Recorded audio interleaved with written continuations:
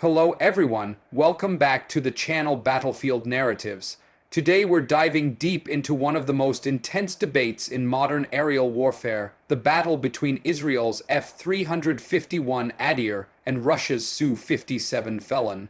These two stealth fighters represent not just cutting-edge technology, but also two entirely different philosophies of air combat.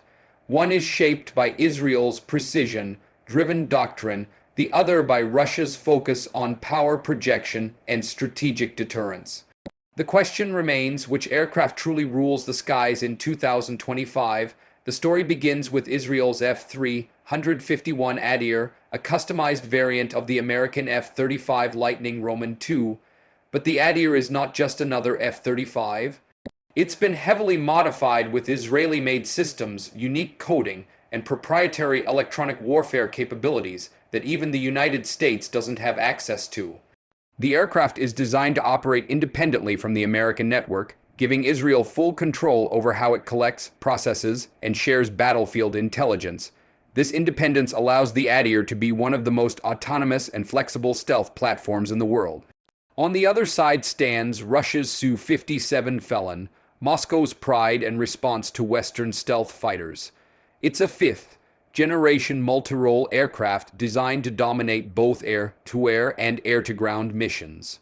Unlike the F-351, which focuses on near-invisibility and sensor fusion, the Su-57 prioritizes maneuverability and speed. It's equipped with thrust-vectoring engines, allowing it to perform supermaneuverable moves that few aircraft can match. But while the Su-57 excels in agility, it faces questions about its stealth effectiveness, production numbers, and reliability under combat conditions. Israel's F-351 Adir embodies stealth perfection. Its radar cross-section is so small that most air defense systems can't even detect it until it's too late. The aircraft's sensors collect and merge data from multiple sources, creating a live, detailed map of the battle space.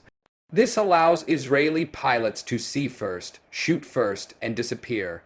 In multiple real-world missions, the Adir has reportedly flown over contested zones like Syria and Lebanon, evading Russian radar systems completely. While Moscow never confirmed these intrusions, several defense analysts agree that Israel's stealth capabilities have outpaced Russian detection technology. In comparison, the Su-57 stealth features rely heavily on radar, absorbent coatings, and angled design, but its airframe compromises stealth for aerodynamic performance. The jet's internal weapons bay helps maintain a reduced radar signature, but certain design choices like exposed engine nozzles limit its ability to match the F-351's invisibility. Russia compensates for this with advanced radar systems and long-range missiles, such as the R-77 and R-37M, designed to strike enemies before they come too close.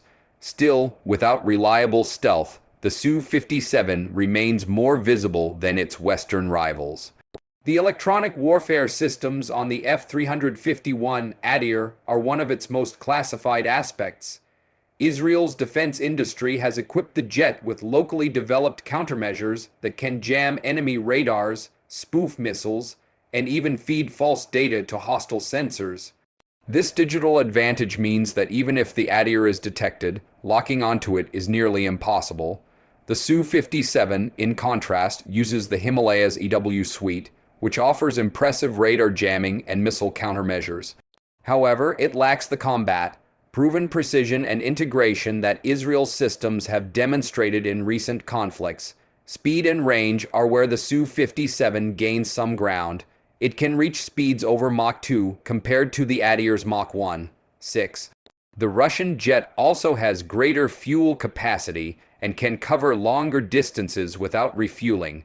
This makes it suitable for deep strike missions or long-range patrols over vast territories like Siberia or the Arctic. However, Israel's strategic needs are different. The Adir isn't designed for long-range invasions. It's built for precision strikes, fast infiltration, and survival in dense air defense networks. Every system on the Adir is optimized for quick surgical missions rather than extended dogfights. One of the most critical differences lies in how these jets fit into their nation's military doctrines. Israel's Air Force operates under a philosophy of first strike, no warning. Its pilots train to carry out surprise missions that neutralize enemy threats before they can respond. The Adir, with its stealth and real-time intelligence sharing capabilities, perfectly supports that doctrine. Russia's approach is more about sustained dominance. The Su-57 was designed to ensure air superiority in large-scale conflicts against NATO or U.S.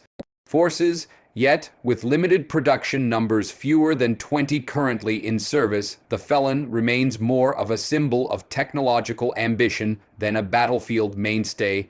Cost and maintenance are another battlefield where the Adir and Felon differ sharply.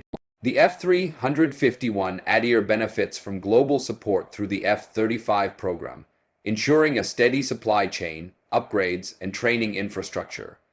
Israel also has the technological capability to service and modify its fleet independently. The Su-57, meanwhile, suffers from logistical and manufacturing challenges. Sanctions and limited access to high-grade materials have slowed its production. Each aircraft is estimated to cost over $100 million, a steep price for a jet that's still ironing out performance issues. When it comes to weapons, the Adir primarily carries Israeli-made munitions, including the Spice Precision, guided bombs and Rampage air-to-surface missiles. These weapons are designed for maximum accuracy and minimal detection.